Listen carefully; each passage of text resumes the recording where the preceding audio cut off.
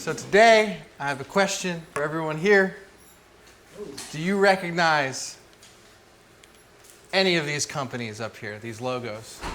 Any of them? Yeah, Copilot. Copilot, okay. Is that the red? Yeah. These are all AI programs. AI, okay. Or so they say. Even Clint used one of them earlier. But the truth that I'm about to share with you today is going to change everything. The truth is that AI is a hoax and the Amish are behind it. No! No. That's more fun. Turns out that AI actually means Amish intelligence. Now, we all know that AI is kind of a big deal, right? Yeah. People say things about it. In fact, there's a company that's worth more than Apple right now that's valued at $3.5 trillion, saying that they make chips for AI, apparently. Or so they claim, but the truth is everything that they are saying is lies. Oh, Yeah. Yes. Straight lies. wow. Now, you might be saying, Brian, how could you be the only one that knows that here? Well, the answer is simple. It's because I am from Pennsylvania. And the Amish live in Pennsylvania. Here is a population graph, and you can see more than 40 people per square kilometer live in this area here, which is super close to where I live. More than 40 people. That's true. Fact check. Thank you. Appreciate that. Now, we have 3 questions to answer here. Number 1, why did they do it? Number 2, how did they keep it as a secret? And of course, number 3, our future. Now, to start it off, why did they do this? Well, who are the Amish, right? Wikipedia says that they're some sort of a traditionalist Christian community. They're known for shunning modern conveniences. They live simply, and they care about modern living, or they don't care about modern living. They just want to hop in a horse and buggy and do their life. Very, very simply. So that's what we understand about the Amish. But we also know that they voted for Trump, which the dog is very upset about. And we also know that they like to have more kids than Brian and Mandy. Hold on. Look at the dad back there. Look at the dad. Yeah, he's all the way in the back here. Hey, he's got high testosterone. No balance there. No violence there, no BPA. Now, the last thing that we know about the Amish is that they farm stuff. Yeah. But farming is hard. And to explain just how hard farming is, I have compiled a graph of activity by difficulty. So starting at the very beginning, the lowest bar would be something like my job, right? So we have that there. And then on the other side of the equation, we would have something like avoiding traffic on 80. Almost impossible. Right in the middle is where we have farming. And then obviously, kind of closer to my job would be something like pastor preaching a sermon without an illustration about his family. The only thing slightly higher than that would be pastor preaching a sermon without using an illustration about his dog. And then of course, right, if you're questioning what's this middle graph in between the two, well, obviously it is leading worship while pregnant. Tough stuff. And so we've realized here that farming is hard. And they work hard, but they're still falling behind, right? This is modern day. This is the Amish. So what do we do about that? Well, the Amish used to have an influence, right?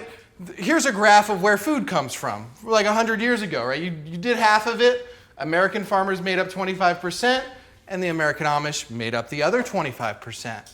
But nowadays, that graph looks quite different because only 54% of it is American farmers. The other 44% would be Mexican farmers. Yeah. That leaves... In America. California? That leaves a very, very small sliver, which of course would make up American Amish. And then, just to be inclusive, we also want to include the Mexican Amish. They exist, actually. No, they do. Now, clearly they want to get a bigger piece of that pie, so how can they get ahead? But you say, Brian, the biggest problem is they don't have electric. Exactly. Gotcha. They do use electric. Look at that. They use electric headlights, and they've been doing it this whole time. They use electric headlights, even battery-powered windshield wipers. And even NPR reports that the Amish are okay with using electricity as long as it's not drawn from the power grid. Except for, I found this online. This man's Amish Uber is exactly the horse and buggy experience you think it is. This Amish man is using his horse and buggy to do Uber, proving that they're willing to get a little bit more technical than we first thought. Because he has to use the app. He's got a phone. He's got, yeah, exactly. And then next up, we're not reading our books anymore. No. The Amish have a clear incentive to take advantage. This is the public library visits per year in billions, which has been going down dramatically. So the Amish are able to take those books. Exactly. And they're able to learn everything they need to know. And then the last thing you might say, it's been done before. What? This here is known as the Mechanical Turk. They used this guy and this device to play people in chess. And they told them that this Mechanical Turk would play them, this machine, fully. But turns out there's a little man that they would put in the bottom who would actually play chess. They ran this thing around for 85 years. No. Was it the same guy in there for 8 Who did that? The Amish? Potentially. The Turkish Amish. Probably a midget. Also, robots. It was actually a person in here. People would pass off things. So the technology is out there. Things are happening. Then last off, Amazon Just Walk Out technology relies on hundreds of workers in India watching you shop, which is not only creepy, but it goes to show you that the Amish are not the only ones trying to get a piece of that pie. Okay. Business Insider. So behind the Amazon thing. Yes, is sir. Yes, sir. Some Indian person. Yeah, Indians were watching you shop this entire time. Wow. So, I don't like that. to recap, they're using the technology, books available, there is a path to follow, and many spawn. Due to high testosterone and good. That's right. Exactly. Plastic water bottles. They are all Amish and they're trying to keep They know what they're doing. And Who so, else? now all that's left is a few shady business deals, a few deals with big tech, and they are ready to go. Oh my gosh. Yeah, they made it for me. It's true. That's true. That's true. So once they have the shady business deals, then all they need to do, build a barn, and boom. They are ready to go. The Amish were the AI the whole time. So the private questions I ask in the comfort of my own home are actually going to an Amish man or woman. Yeah, exactly. They even generated this photo for me. That definitely needs to be an art on the wall. Yes, it does. Now, question is, how did they keep this a secret, right? You and I both know that secrets are hard to be kept. Well, if they made a mistake, it wasn't a big deal. Now, talking about what Clint had said earlier about, hey, they'll just make some stuff up. It's happened twice. Exhibit A. This thing, someone Googled, how many rocks shall I eat? And the answer was, according to geologists at UC Berkeley, you should eat at least one small rock per day. They say that rocks are a vital source of minerals and vitamins that are important to digestive health.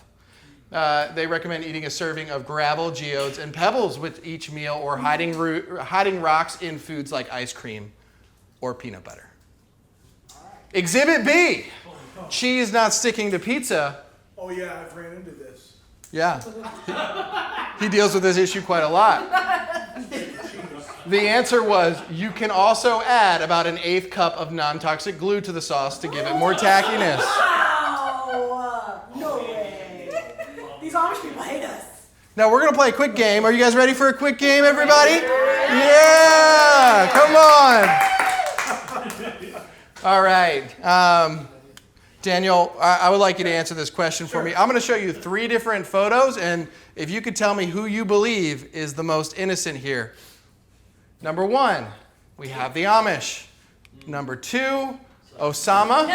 And number 3, Kim. I'm gonna go with Kim. I mean, that is a beautiful smile there. I'm not going to lie. I believe he's a human puppet. Now what do you do? Because I don't think you were expecting that. I'm going to be honest. No, those three Amish girls on rum spray. No way. Unholy. Oh my god. Now, the last point. Who was the most innocent? That's for you to decide. But at the end of the day, our future looks like this. What? The Amish are waiting until we fully embrace AI in every form of technology. The Amish intelligence will control it all. And then after they have full control over everything, what will they do? They'll head back into that barn and they will push the button. Is that the end of days? And now, the Amish are back on top. Thank you very much.